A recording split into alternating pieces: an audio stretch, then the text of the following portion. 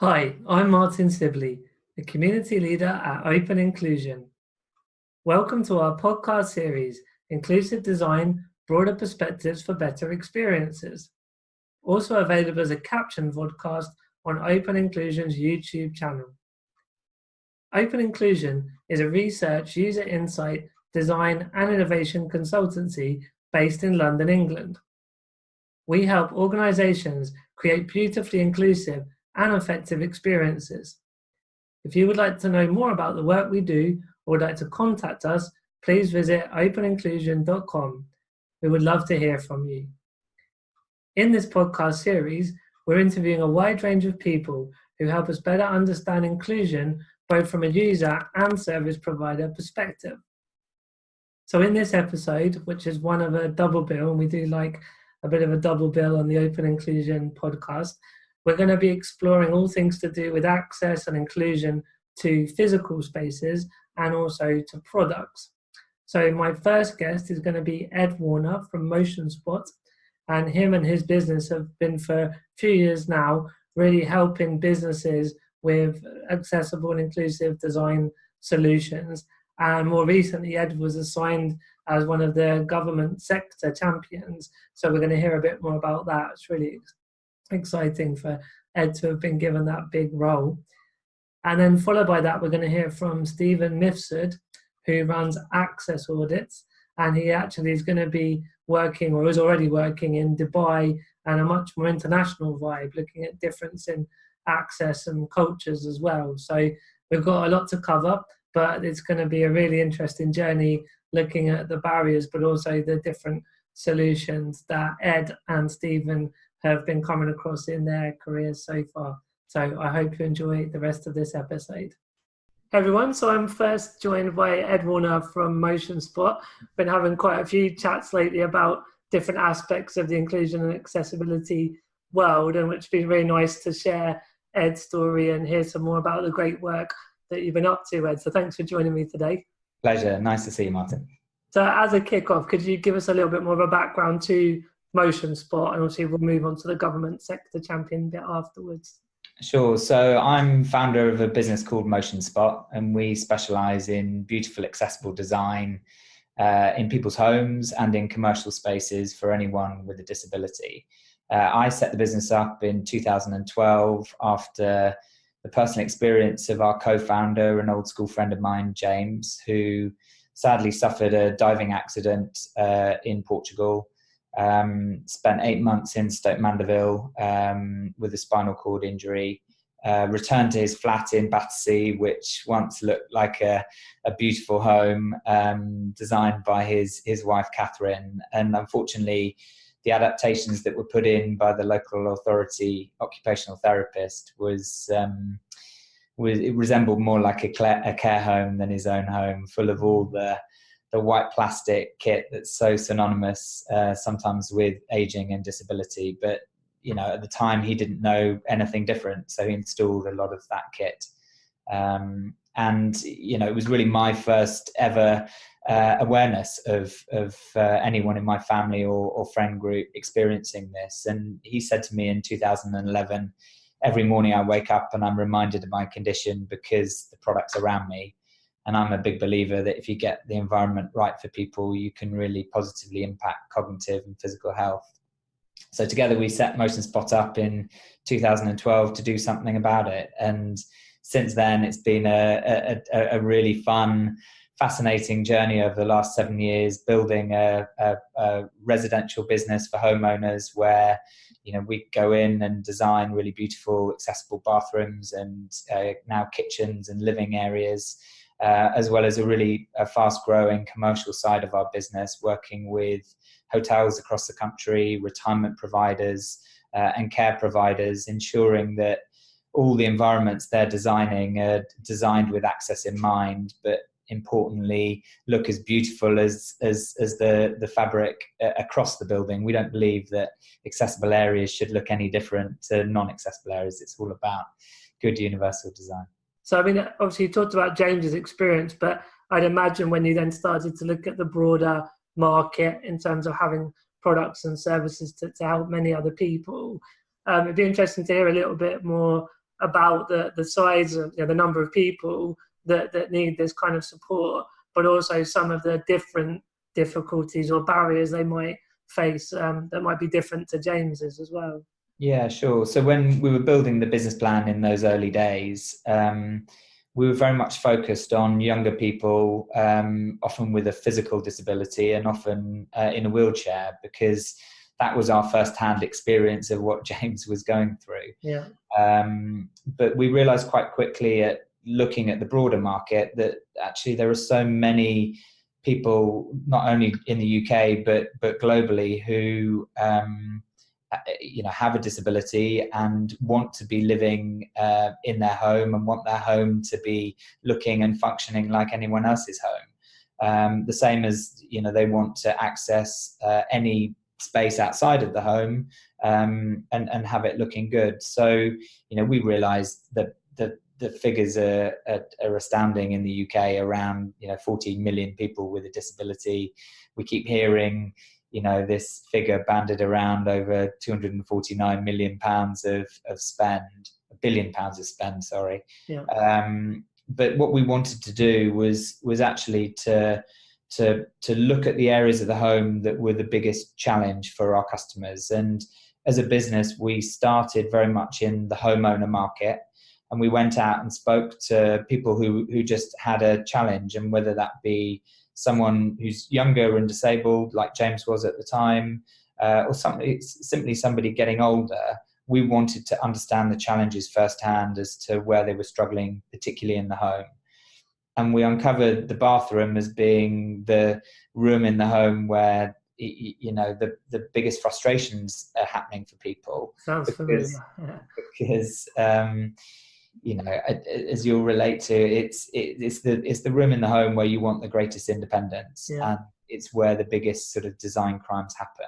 Mm-hmm. I love that, design crimes. So in those early days, we focused very much on designing really beautiful bathrooms, and we built a team of really talented, accessible designers who understood what people needed in the home. And at the time, we pulled together a range of products that a lot of them had come over from Scandinavia, Germany, Italy, countries that are really progressive around aging and disability. Mm-hmm. And we formed a collection of products that just worked for a number of people's needs, whether that be, as I say, someone that's getting older and has had a hip replacement, needing a bit more support in the shower, to someone with arthritis, looking at how easy is it to operate a basin tap? How easy is it to operate a toilet flush? Really simple things that actually, with a bit of design thought, make a huge amount of difference. So in those early days, we realized the bathroom was one of those biggest challenge areas. But outside of the bathroom, small adaptations that can happen in the kitchen are another area of focus. Lifts are another area that, again, we've advised clients on, because so few people nowadays want a stair lift going up their staircase. So, they're wanting more innovative ways of being able to navigate between floors. So we've been looking at that. And what we're most excited about as a business is the advance in the smart home technology and how technology can come together to deliver better independence in the home. Yeah, that must be providing so many range of different solutions, that boom in the tech world. Yeah, it does, as long as it's harnessed in the right way, and the devices that are coming out are intuitive and accessible to use, and importantly, aspirational in their design. And as we keep encouraging tech manufacturers and also service providers at the moment, we've got to make sure that all those devices talk to each other rather than operating independently of one another, which seems to be what's going on at the moment. That's fantastic. And I guess that's a good point to mention the government sector champion role. And congratulations on that. It's amazing news. So I guess, it'd be good to hear a little bit about what the role entails and where that's kind of come from a governmental perspective. And then obviously we can then have a bit of a chat about the bigger opportunities and sector specific things beyond the business that you have as well. Sure. So in March, I was appointed a government sector champion for the design of accessible spaces and products. And in terms of where that role has come from within government, that's we report into the Office for Disability, the ODI, the Office for Disability Issues, and therefore into the DWP. And the ODI realised 3 years ago now that there was a real opportunity to appoint some champions in different sectors and different industries to really kind of champion the needs of disabled people, but also try and change perceptions as to what's possible in those industries. So 3 years ago, I think something like 8 champions were appointed covering hospitality, transport, arts, media, culture, banking, were just some of the appointments. And then I was in the second wave of appointments in March. And really the remit that I have as sector champion for spaces and products is to I have a really ambitious vision to try and encourage a culture of change where commercial spaces, any environment, is made accessible for everybody. And that business owners in particular have a much greater awareness of the demand that's out there in the market, and importantly, what is required to make a space like a hotel or a cinema or whatever the venue is more accessible. So first and foremost, it's raising awareness of what's needed on that side.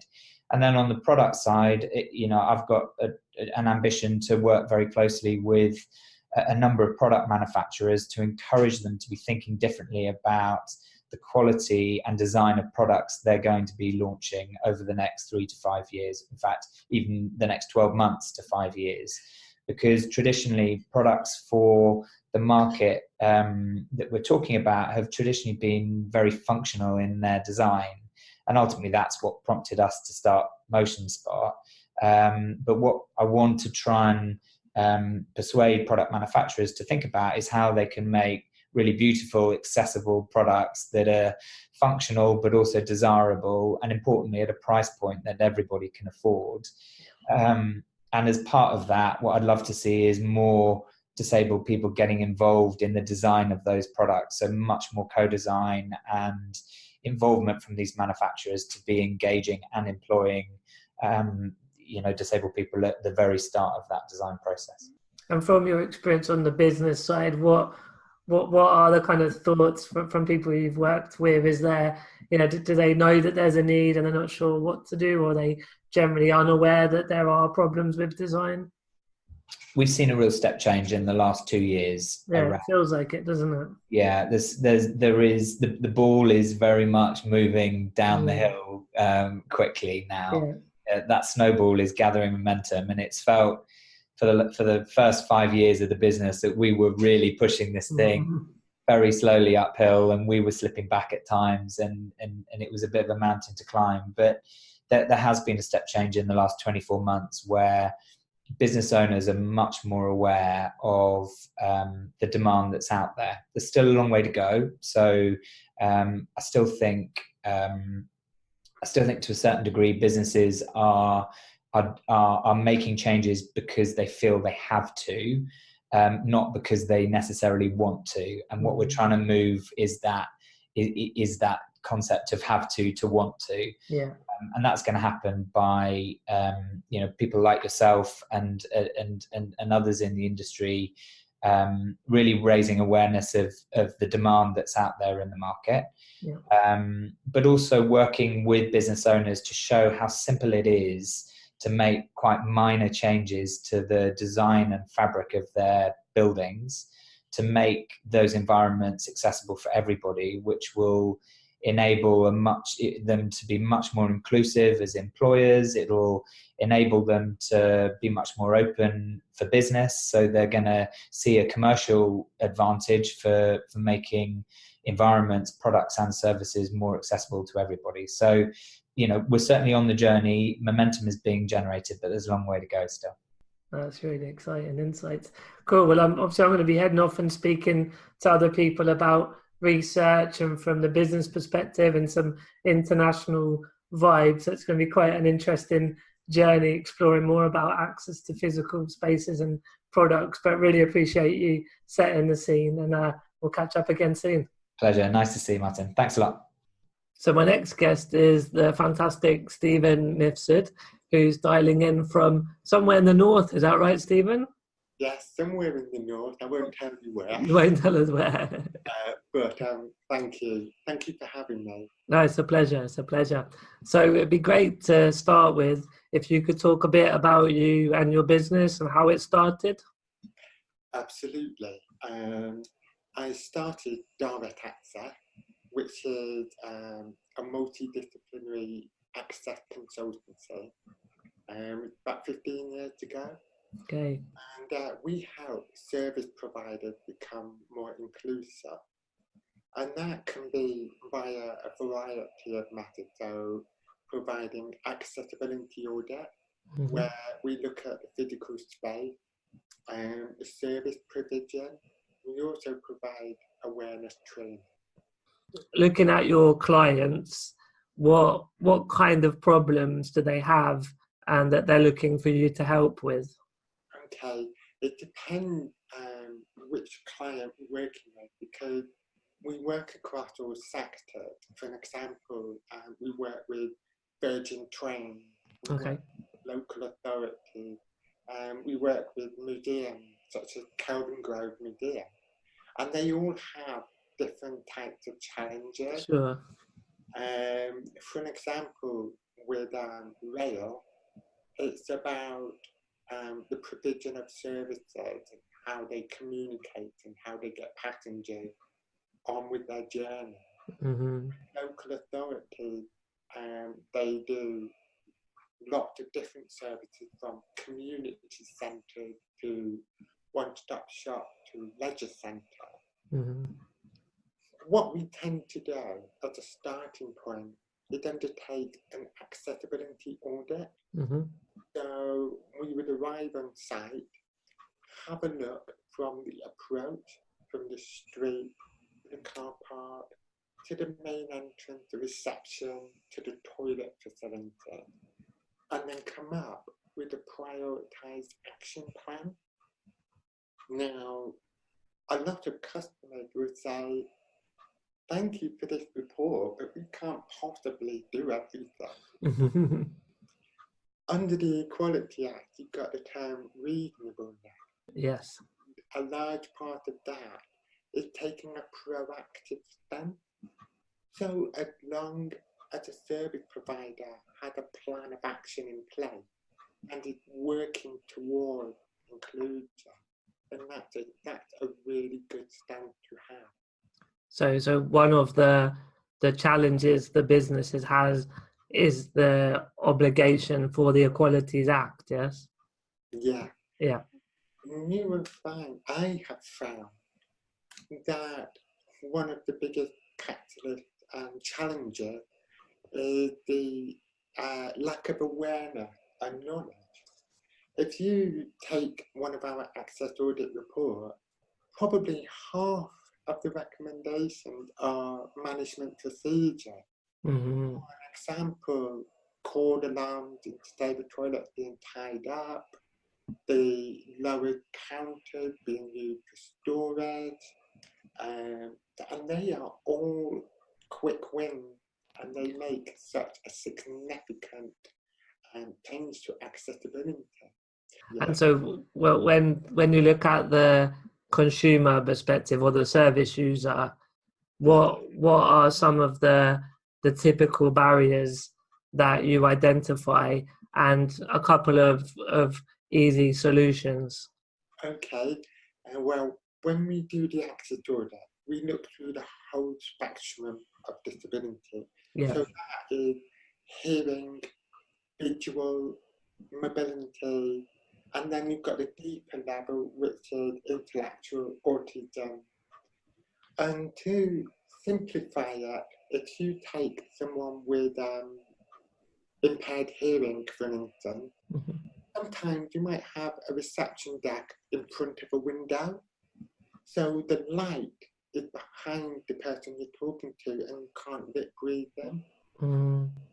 Taking that into account as well, for people with hearing impairment, you have to think about the provision of auxiliary aids. Mm-hmm. Induction loop at a desk, induction loop in the meeting room. That's a really good example there. And the value you bring is you understand all of these different aspects, and the business can concentrate on doing the business well. Yes. Thank you, Martyn. One thing that makes that unique is everybody who works at Dartmouth Access has an impairment. Wow. Okay. I was born profoundly deaf. Jude, who works in the office, had epilepsy. Mm-hmm. We have someone in Newcastle who uses a wheelchair. Mm-hmm. So we have all this extra barrier. So I don't want to use the word passionate about accessibility, but it is very important to us to make sure it's done right. And the passion shows. It's fantastic. And I think when we do access audit report, we like to take a common sense approach. Mm-hmm. I very rarely take a tape measure with me into an access audit. Because I think anybody could take a tape measure and measure all the door. It's so much more about that. It's about achieving workable and inclusive environment. Yeah, absolutely. So we've got all this amazing value for your clients. You mentioned a couple of examples. I have to ask about Dubai. Congratulations. It's fantastic news. It's absolutely incredible. I'll give you the very short version of what. Sure. Yeah. We've been going for 13 years at one point. And putting all the political argument to one side, because this isn't the right place or time, with Brexit, the government bodies were taking a wait and see approach. Mm-hmm. So, as the managing director of Dartmouth Access, part of my job to see where we are going to be going. So I thought, okay, let's have a look at some international work. Mm-hmm. So I went to a conference in Dubai about accessibility, and this was part funded by Department for International Trade. That's cool. Yeah, eternally grateful to. And I found out that the leader of Dubai, Sheikh Mohammed, wanted Dubai to be the most accessible city in the world by 2020. By 2020, wow. Yeah. Ambitious. It's a good mission, even if they get close to that achievement. And he also wanted equal opportunity for disabled people in employment. So I thought, wow, this is a great match. Yeah. So I went out there, on a monthly basis. We provided consultancy for the British Embassy, who were hosting the Queen's birthday party. Wow. We worked with Nando's out there, because sometimes when you work in a new location, you need to start at home. So I contacted my clients in the UK and said, can we do this in Dubai for you? That's a good idea, yeah. So that's the approach we took. And then in July, probably one of the most proudest moments in my life, we became the Universal Design Consultant for Dubai Expo 2020. Wow, congratulations. Oh, thank you. And I will never forget the moment that email came into my inbox. I was literally screaming and shouting. Yeah. And another thing I really like about Dubai is the passion is there. They want to make this change. And Martyn, actually, in Dubai, they've scrapped the term disabled people. Right. And they use the term people of determination. Right, okay, interesting. So one more thing about the international perspective. Have you any thoughts about the general differences in access in the world? Absolutely. Just go back a bit. Working internationally really opened your eyes, and it has actually provided extra value for our clients back in the UK. Yeah. But to answer this question, yeah, I believe that accessibility is universal. Mm-hmm. You know, each country has its own guidance. So here we have the British Standard, the 300. In Dubai, we have the Dubai Universal Design Code. In America, we have the ADA, American with Disabilities Act. Yeah. They all more or less say the same thing. One thing that you do have to think about when you work internationally is the cultural differences. Yeah. And I'll give you two examples. In an Islamic country, the urinal must not point toward Mecca. Really? That's one. Yeah. And I can't remember what the second one was. So my final question, looking to the future, what would you like to see? What are you excited about working on in the future? Well, as you know, we have an aging population. Mm-hmm. So there's only going to be more people that have additional needs and impairment. I would like to see knowledge, better understanding. And I think social media is going to play a big part in that. Yeah. For an example, Facebook, love it or hate it, but it has been revolutionary for people with hearing impairment in the sense that it gets their voice heard. So now more people are aware of people who maybe at home don't go out. And I think on another level, in the educational sector, I would actually like to see disability on the national curriculum. Yeah, good point. Yeah.